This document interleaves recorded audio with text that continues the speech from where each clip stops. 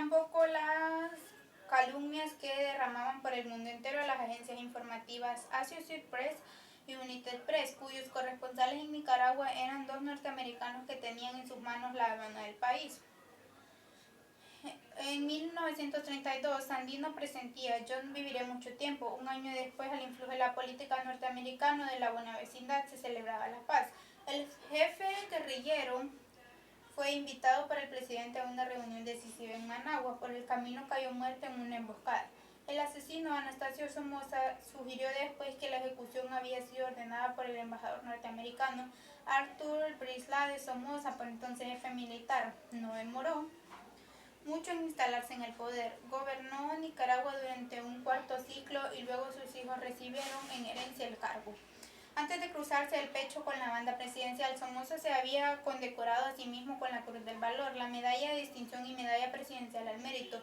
Ya en el poder organizó varias matanzas y grandes celebraciones para los que disfrutaron de romanos. Con sandalias y cascos a sus soldados se convirtió en el mayor productor de café del país, con 46 fincas, y también se dedicó a la cría de ganado en otras 51 haciendas.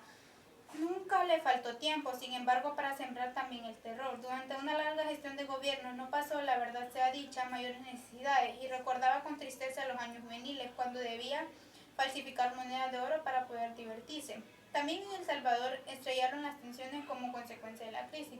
Casi la mitad de los obreros bananeros de Honduras eran salvadoreños y como muchos fueron obligados a retomar a su país, donde no había trabajo para nadie. En la región de Izalco se produjo un gran levantamiento campesino en 1932. Se prolongó rápidamente en total occidente del país.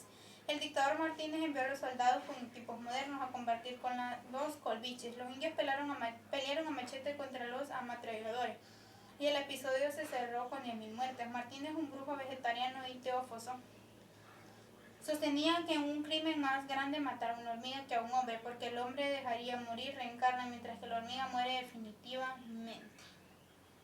Decía que él estaba protegido por las legiones invisibles, que le daban cuenta a todas las conspiraciones y mantenían comunicación telepática directamente con el presidente de los Estados Unidos.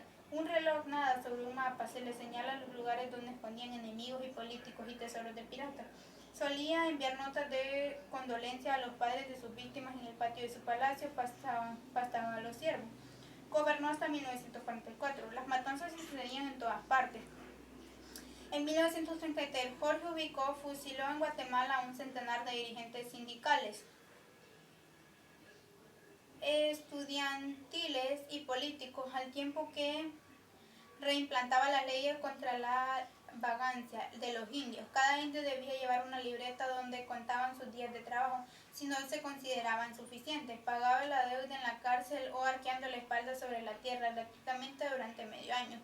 En la insalubre costa del Pacífico, los obreros que trabajaban hundidos hasta las rodillas en el barro cobraban 30 centavos por día. La UNITEFRUT demostraba que Ubicó la había obligado a rebajar los salarios.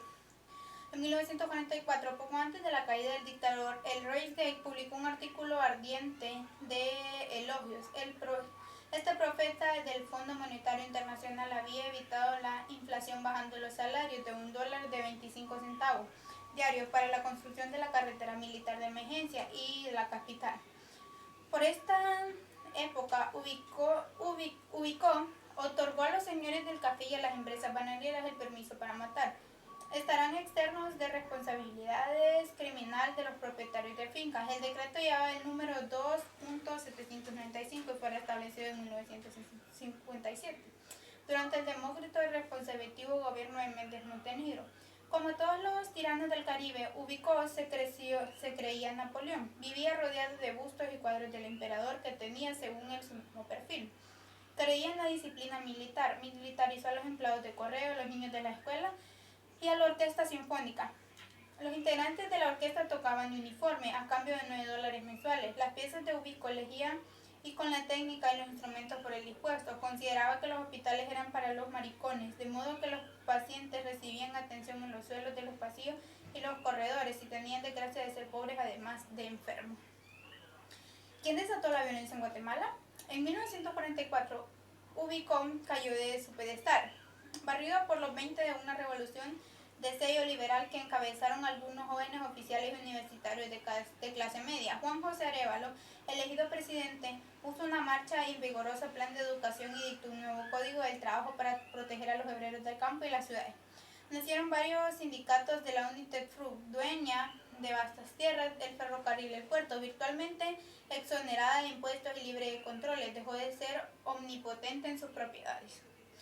En 1951, en su discurso de despedida, Arévalo reveló que había sido sortear 32 conspiraciones financiadas por la empresa. El gobierno de Jacobo Arbenz continuó y profundizó el ciclo de reformas. Las carreteras y el nuevo puerto de San José rompían el monopolio de la frutera sobre los transportes y la exportación, con capital nacional y sin tender la mano en ningún banco extranjero.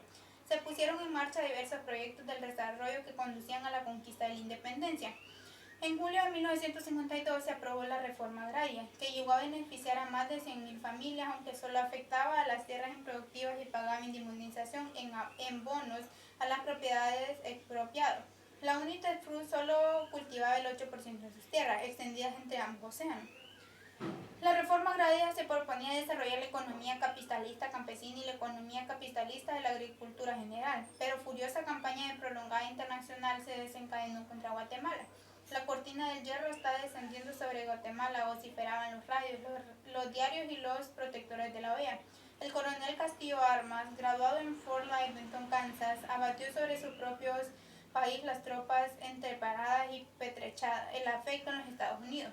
El bombardeo de los F-47 con aviadores norteamericanos respaldó la invasión. Tuvimos que deshacernos de un gobierno comunista que había asumido el poder, diría 9 años más tarde Dick Grayson. Las declaraciones del embajador norteamericano en Honduras ante una subcomisión del Senado de los Estados Unidos revelaron el 27 de julio de 1961 que la operación deliberadora de 1954 había sido realizada por un equipo del que formaba parte. Además, en el mismo, los embajadores de Guatemala, Costa Rica y Nicaragua. Allen Dulles, que en aquella época era el hombre número de la CIA, les había enviado telegramos de felicitación por la faena cumplida. Anteriormente, el bueno Allen había integrado el directorio de la United Fruit. Su sillón fue ocupado un año después de la invasión por otro director de la CIA, el general Walter Benning Smith. Ford Dulles, hermano de Allen, se había encendido de la impacción de la conferencia de la OEA, que le dio el visto bueno a la expedición militar contra Guatemala. Casualmente en sus escritorios de abogado habían sido redactados en tiempos de dictador Ubico los borradores de los contratos de la United Fruit. La caída de Arbenz marcó a fuego la historia posterior del país. Las mismas fuerzas que bombardearon la ciudad de Guatemala, Puerto Barrios y el puerto de San José al atardecer el 18 de junio de 1954. Está hoy en el poder. Varias dictaduras feroces sucedieron a la intervención extranjera, incluyendo el periodo de César Méndez Montenegro, 1966-1960, quien proporcionó a la dictadura el decorado de un régimen democrático. Méndez Montenegro había prometido una reforma agraria, pero se limitó a firmar la autorización para que los terratenientes portaran armas y las usaran. La reforma agraria de Arbenz había saltado en pedazos cuando Castilla Armas cumplió su misión devolviendo las tierras a la United Fruit y a los otros terratenientes expropiados. 1967 fue un peor de los años del ciclo de la violencia inaugurado en 1954. Un sacerdote católico norteamericano expulsado de Guatemala, el padre Thomas Melby, informaba al National Catholic Report en enero de 1968, un poco más de un año. Los grupos terroristas de la derecha habían asesinado a más de 2.800 intelectuales, estudiantes, dirigentes sindicales y campesinos que habían intentado combatir las enfermedades de la sociedad guatemalteca. El cálculo del padre Melby se hizo la base de información de la prensa, pero la mayoría de los candentes nadie informó. Nunca, eran indios sin nombre ni origen conocido, que el ejército influía, algunas veces solo como números, en las partes de la victoria como la subversión. La represión indiscriminada formaba parte de la compañía militar del cerco y la aniquilación contra los movimientos guerrilleros. De acuerdo con el nuevo código en vigencia, de los miembros de los cuerpos de seguridad tenían responsabilidad penal por homicidio, y los partes policiales y militares se consideraban plena prueba en los juicios. Los finqueres y sus administradores fueron legalmente equiparados a la ciudad de autoridades, los cuales, con el derecho de portar armas y formar cuerpos represivos, No vibraron los teletipos del mundo con las primicias de la sistemática carnicería. No llegaron a Guatemala los periodistas ávidos de noticias. No se escucharon voces de condenación. El mundo estaba de espaldas, pero Guatemala sufrió una larga noche de San Bartolomé. La aldea Cajón del Río quedó sin hombres y a los de la aldea Tiquiche revolvieron las tripas a cuchillo y a los de Piedra Parada los degollaron. Y quemaron vivos a los de Aguacaliente de Ipala, preveniente baleados en las piernas. En el centro de la plaza de San Jorge clavaron en pica la cabeza de un campesino rebelde. En Cerro Gordo llenaron de alfileres a las pupillas de Jaime Velázquez. En el cuerpo de Ricardo Miranda fue encontrado con 38 perforaciones y la cabeza de Heraldo Silva, sin el cuerpo de Heraldo Silva. Al borde de la carretera San Salvador, los micos cortaron la lengua de Ernesto Chinchilla. En la fuente del ojo de agua, los hermanos Oliva Aldana fueron conocidos a tiros con las manos atadas a la espalda y a los ojos vendados. El cráneo de José Guzmán se convirtió en un rompecabezas de piezas minúsculas arrojadas al camino. De los pozos de San Lucas, Zacatepeques, emergían muertos en vez de agua. Los hombres amanecían sin manos ni pies en la finca Miraflores. Las amenazas sucedían, las ejecuciones o la muerte cometida. Sin aviso por la nuca, en las ciudades se señalaban con cruces negras las puertas de los centranecidos. Se los ametrallaba al salir, se les arrojaban los cadáveres o los barroncos. Después no cesó la violencia. Todo a lo largo del tiempo de desprecio y la cólera inaugurada en 1954. La violencia ha sido y sigue siendo una transpiración natural en Guatemala. Continuaron apareciendo, uno cada 5 horas, los cadáveres en los ríos al borde de los caminos, los rostros sin rasgos, desfigurados por la tortura, que eran identificados jamás. También continuaron y en mayor medida las matanzas más secretas de los cotidianos genocidios de la miseria. Otro sacerdote expulsado, el padre Blaise Bonaparte, denunciaba en el Washington Post en 1968 a esta ciudad enferma. De las 70.000 personas que cada año mueren en Guatemala, 30.000 son niños. La tasa de mortalidad infantil en Guatemala es 40 veces más alta que en los Estados Unidos. La primera reforma agraria de América Latina, un siglo y medio de derrotas para José Arteagas. A carga de lanza o golpes de machete habían sido los desposeídos quienes realmente pelearon cuando disputaban el siglo XXI contra el poder español en los campos de América. La independencia no los recompensó, traicionó las esperanzas de los que habían derramado su sangre. Cuando la paz llegó con ella, reabrió el tiempo de la desdicha. Los sueños de la tierra y los grandes mercaderes aumentaron sus fortunas, mientras se extendía la pobreza en las masas populares. Al mismo tiempo y al ritmo de las intrigas de los nuevos dueños de América Latina, los 4 enterrados del Imperio Español saltaron en pedazos y múltiples países nacieron como esquirlas de la unidad social pulverizada. La idea de nación que el patriciado latinoamericano engendró se parecía demasiado a la imagen de un portaactivo, habitado por la clientela mercantil y financiera del Imperio Británico, con latifundios y sobocanes de la retaguardia. La legión de parásitos que había nacido de las partes de la guerra de independencia, de comercio en copas de cristalería británica, se pusieron de moda los altisonantes consignas repúblicas de la burguesía europea. Nuestros países se ponían al servicio de los industriales ingleses y de los pensadores franceses. Pero ¿qué burguesía normal era la nuestra, formada por los terratenientes, los grandes traficantes y comerciantes y especuladores, los políticos de levita y los doctores sin arraigo?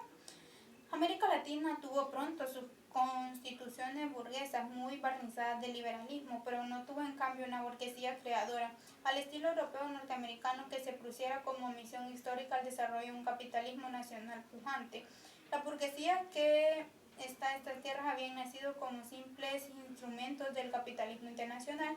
Prósperas piezas del engranaje mundial se sangraba a las colonias y a las semicolonias. Los burgueses, de demostrar usureros y comerciantes que acapararon el poder político, no tenían el menor interés en impulsar el acceso de las manufactureras locales, muertas en el huevo cuando el libre cambio agrario de las puertas se avalanchó de las mercancías británicas. Sus socios, los dueños de la tierra, no estaban por su parte interesados en resolver la cuestión agraria, sino a la medida de sus propias convenientes. El latifundio se consolidó sobre el despojo a todo lo largo del siglo XIX. La reforma agraria fue en la religión una bandera temprana.